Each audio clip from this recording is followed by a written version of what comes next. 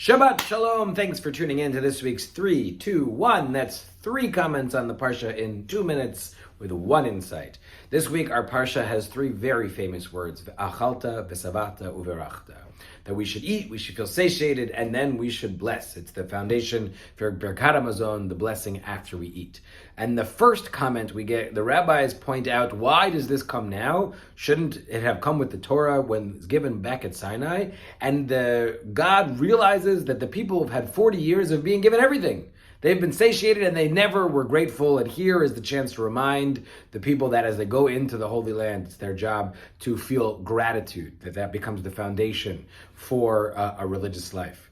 The second comes from a rabbinic commentator who points out that there is danger in satiation.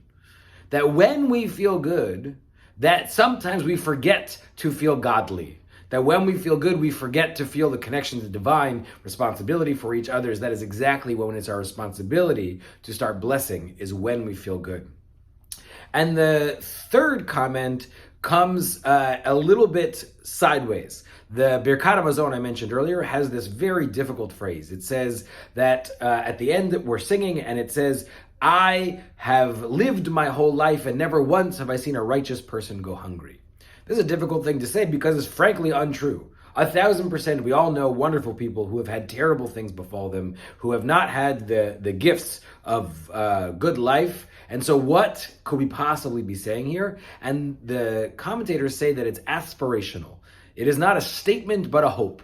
That we should live in a world, and it comes exactly at the moment that we feel satiated, that we feel good. That is the moment when we should recognize and remember that everyone deserves that satiation, that possibility. And that leads to our ultimate insight this week, which is to say, it is good to taste the wonderful things of the world, to have great wine, delicious food, wonderful friends, to experience life to the fullest. It is good, and Judaism teaches us it is good.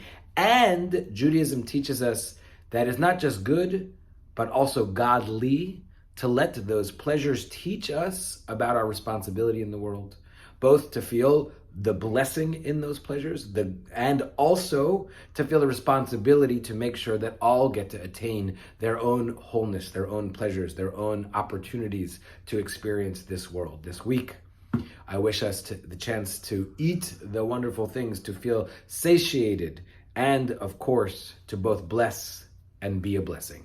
Shabbat Shalom.